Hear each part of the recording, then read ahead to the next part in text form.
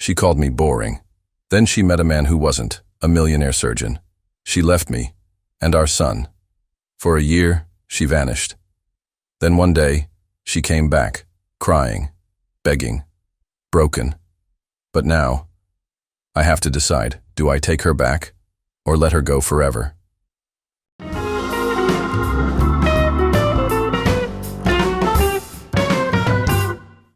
He's 38 years old, a quiet man, more logical than emotional. He never thought of himself as special, but he believed in loyalty, in doing the right thing, in showing up. That's what love was to him, showing up. And for nearly a decade, that's what he did. He met Jenna in grad school. She was the kind of woman who made people lean in when she talked, confident, creative, the opposite of predictable, and he loved that about her. They got married 2 years after graduating. Not a big wedding. Just a courthouse, her best friend, his brother, and a bottle of cheap champagne afterward. "I don't care about all that fluff," Jenna had said. "I just want us." And that was all Ethan needed. 3 years later, their son Lucas came along. He was their miracle baby, born after months of trying, tears, and doctor visits. Jenna fell into motherhood fast and hard. She read every parenting book, joined mom groups, documented everything from his first laugh to his first word. She said she wanted to be there for it all, so she became a full-time stay-at-home mom. And for a while it worked. Ethan worked long hours as a systems analyst for a logistics firm. It wasn't glamorous, but it paid the bills. He didn't mind. He thought that was his role, provider, protector, the stable one. He'd come home to the smell of spaghetti on the stove, Lucas watching cartoons, Jenna in sweats, hair in a messy bun, stress in her eyes, but smiling when she saw him. That smile eventually started to fade. It was subtle at first, a cold shoulder here, a sarcastic jab there. She started using words like boring and monotony, and "you never surprise me anymore." She told him she missed the thrill of being around ambitious people, people with vision, people who didn't talk about spreadsheets and carpool lanes. He offered to take her out on weekends, tried date nights, bought flowers, even booked a surprise weekend getaway. She appreciated the gestures, but said they felt forced. "You're doing these things because I asked. That's not the same." They tried therapy, twice. Each time, the same pattern. Jenna couldn't articulate exactly what she needed, only what she didn't have. "You don't make me feel alive anymore," she said once. That sentence echoed in Ethan's mind for months. Still, he stayed, for Lucas, for the life they'd built, for the hope that things would eventually swing back. Then one day, Jenna sat him down. She had been thinking about going back to work. "Just part-time," she said. "I need to feel like I'm someone again." Ethan didn't hesitate. He smiled, encouraged her, told her how proud he was, because maybe this was it. Maybe a little independence would help her rediscover herself, and maybe them. She got hired at a growing medical software company just a few towns over. Administrative assistant to a regional manager, part-time but professional. She'd attend meetings, visit clinics, sometimes even travel to conferences. It lit her up. She started waking up early to curl her hair, wearing dresses again, buying new shoes. At first, Ethan was happy for her. It felt like watching her step back into herself. He was hopeful, but he also noticed something else. She began spending more time on her phone. Her laugh changed, more guarded around him, but effortless when she was texting. Her mood swings became sharper. Some days she was glowing, others she was distant, icy. She said it was work stress. "It's just new. Give me time to adjust." And Ethan did, because he loved her, because he wanted her to win, because he didn't know that everything was already in motion, and by the time he caught up, he'd be chasing shadows.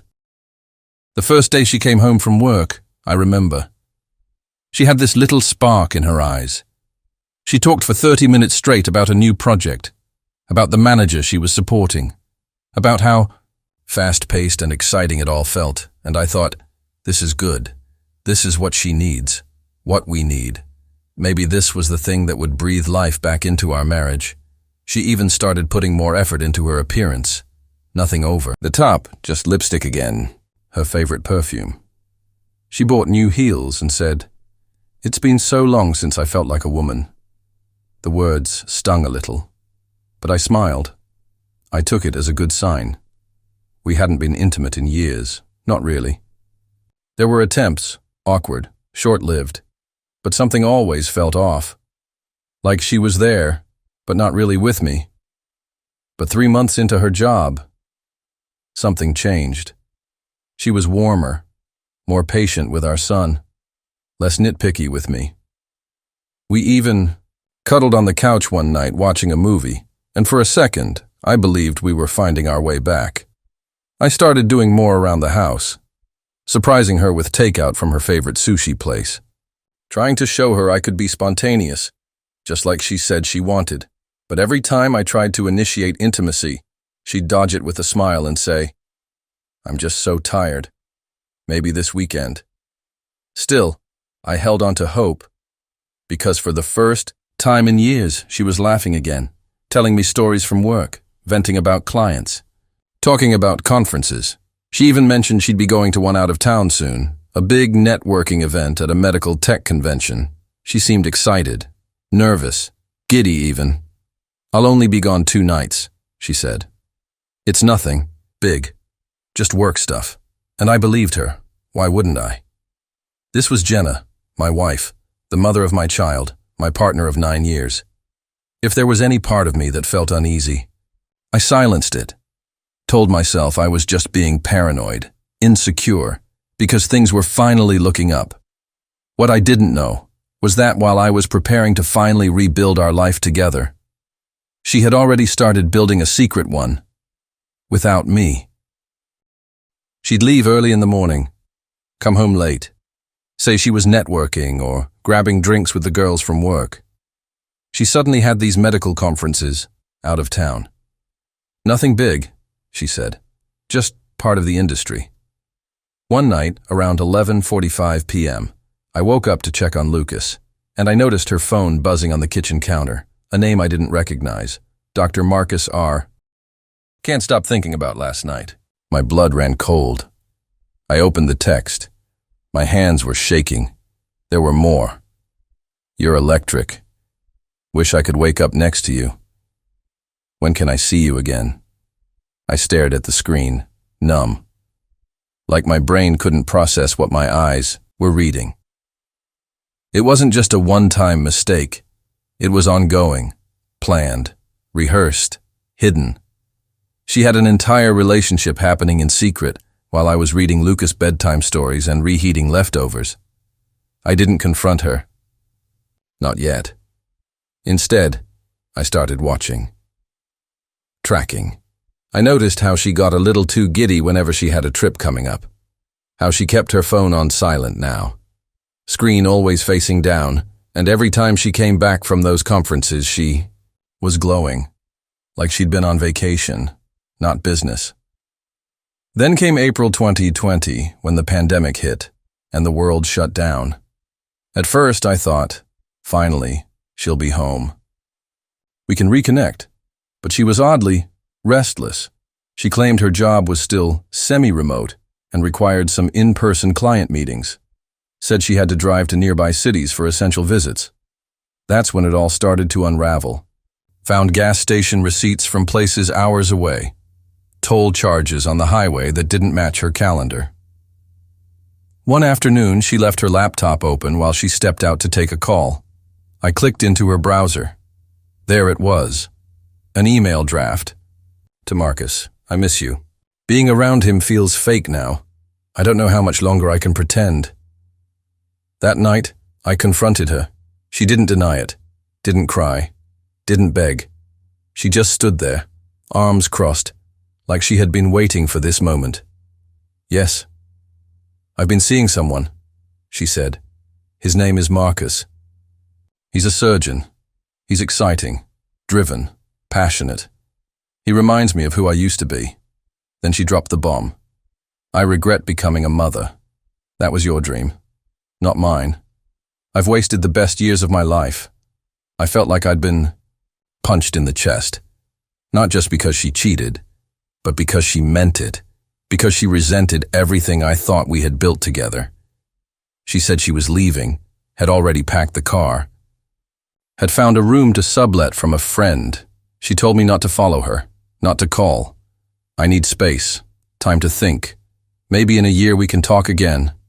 But right now, I need to find myself. And just like that, she walked out the door. No hug for Lucas, no goodbye kiss, just slammed the door, turned the key, and drove off like it was just another Monday. 2 months after trying to get me to sign that bogus separation agreement, I thought I was done with her. Done with the lies, the manipulation. I had started to breathe again, to laugh again, even if only a little. Then, one Thursday afternoon, I got a text, just 5 words. Can we talk, please, tonight? I didn't reply. She sent another. It's important. I'm not okay. I stared at the message for hours. My fingers hovered over the screen. My heart said, don't do it. But my curiosity, maybe even that last sliver of care, got the better of me. We met at a quiet park after dark. The kind where kids used to play after school, but now the swings just creak in the wind like ghosts from a better time. She was already sitting there, on the bench. No makeup. Eyes red. Shoulders hunched like she was trying to disappear.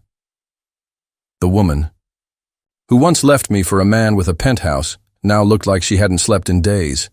She didn't say hello, just looked up and said, I messed up. She started to unravel, told me everything, told me how Marcus had promised her the world. He told me he was separated, that his marriage was just a technicality, that his wife was off chasing a career and didn't care what he did. She said he made her feel alive, important, like she hadn't wasted her 30s being a mom and a wife in the suburbs. They traveled together, dined in places that didn't even have menus. He even bought her a necklace, said he could see a future with her. But then, the fairy tale shattered. Marcus's wife returned early from grad school, walked into his condo and found one of Jenna's earrings on the bathroom sink. All hell broke loose. Jenna said the woman lost it, screaming, throwing things, demanding answers. And what did Marcus do? He didn't defend Jenna, didn't even stand up. He just stood there, silent, like I was some stranger he barely knew. His wife contacted Jenna's employer, exposing the affair and accusing her of workplace misconduct. In the world of medical tech, where reputation is everything, Jenna was forced to resign. The same man who had told her he loved her now ghosted her. He blocked her number, blocked her email. Even got a new assistant to field his calls. Then his wife sent a final message. If you ever contact either of us again, we'll file for a restraining order. That was it. No closure, no redemption, no forgiveness, just silence. She was discarded, like she never mattered. Now here she was, shaking, crying in a park at 10 p.m., asking me to help pick up the pieces. I didn't mean to hurt you. I was just stupid. He made me feel special. I lost my mind. I've started therapy, she added quickly, as if that made it better. I'm trying to understand why I did what I did. Then she said the words I wasn't ready for. I want to come home. She looked me dead in the eyes. Not just for Lucas, for us. I want to fix this. I know I hurt you, but I never stopped loving you. My stomach twisted. I could still remember the nights I cried into my pillow so Lucas wouldn't hear. The shame of explaining to our son why Mom missed his birthday. The nights I had to lie and say, she still loves you. She's just busy. Now she wanted to walk back in like she hadn't shattered everything. She reached for my hand. I pulled back. I didn't know what to say. My brain screamed, no. But my heart just whispered, what if she means it? I sat in silence, while the woman who broke me cried next to me, begging me to believe she could be the one to heal what she destroyed. What do you do when the person who destroyed your world is now standing at your door, asking to be let back in? It was a Thursday afternoon. The sky was gray, rain tapping on the windows. Ethan was folding laundry while Lucas napped upstairs when the doorbell rang. He opened the door, and there she was, Jenna, soaked, shivering, and crying in a way he had never seen before. He stood frozen, and then, with a broken voice, she said, "I don't have anyone else to turn to." Inside, over lukewarm tea, Jenna unraveled. The truth came out fast. The man she left her family for, the exciting surgeon with side businesses and stories from around the world, he lied. She said she didn't come to manipulate, that she wasn't asking for forgiveness. Yet, she just wanted to try again, to rebuild. "I want to be a mother again," she whispered. "I miss my son. I miss you." And suddenly Ethan felt like a man being pulled underwater, torn between the past and the present, between anger and aching, between dignity and hope. Because here's the truth. He still loved her.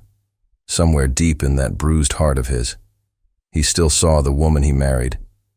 And now she was offering to come home, to go to therapy, to fix things. But could he really trust her again? Could he live under the same roof as the person who shattered their family, without reopening the wound? And most of all, how would this affect Lucas, his son, who had finally stopped crying himself to sleep, who had just begun smiling again? Who didn't even know his mother might be coming back? Ethan didn't know what to do. If he welcomed her back, what kind of message would that send his son? That love means no consequences? But if he pushed her away, would Lucas blame him for losing his mother a second time? She says she just wants to find the love we once had. But what if that love died the moment she chose someone else? Ethan stands at the edge of the backyard, watching Lucas play with his toy truck in the yard. The air is crisp. The grass is green. For the first time in a long while, things are peaceful. Jenna did come back, but it wasn't easy. It wasn't the grand, heartwarming reunion they both imagined. There was therapy, long conversations, a lot of quiet nights, and more apologies than Ethan ever thought he'd hear. Some days were better than others. There were moments when he saw the woman he married again, the spark, the laugh, the tenderness. But there were also days when the shadow of the past loomed, large, and he found himself wondering if he'd ever truly trust her again. But Lucas needed a mother and a father. Ethan realized that sometimes it wasn't about whether you loved someone, but about whether you could let go of the pain long enough to build something new. He didn't have the answers. He didn't know what the future held. But one thing he knew for sure was that he wasn't going to let the past control him. He'd made a promise to Lucas that no matter what, he would always have a family, a solid foundation, people who would never abandon him, and now the hard work began. Ethan had forgiven Jenna, but forgiveness didn't mean forgetting. It didn't mean pretending the scars weren't there, but it did mean choosing the future over the past. "Do you think things will ever go back to the way they were?" Jenna had asked him one evening, her voice hesitant. "No," Ethan replied, his voice steady. "But maybe that's okay. We're not the same people we were back then. We've changed, and we can start something new." Ethan didn't know if it would last, but for the first time in a long while, he felt like he had control of his life again. Some stories end with closure. Others end with the unknown. But this one isn't just about betrayal. It's about healing. It's about the courage to start over, even when the past still stings. It's about realizing that even after the darkest storm, there's still a chance to rebuild, a chance to choose what happens next. Because we all deserve a second chance, a chance to love again, a chance to become better versions of ourselves. will you? What would you do in Ethan's shoes? Would you be able to forgive, start fresh, or would the past be too much to overcome? Comment below with your thoughts. Your story could help someone else find clarity. Share this with someone who needs to hear. Like if you believe in second chances. Subscribe for more powerful stories like this.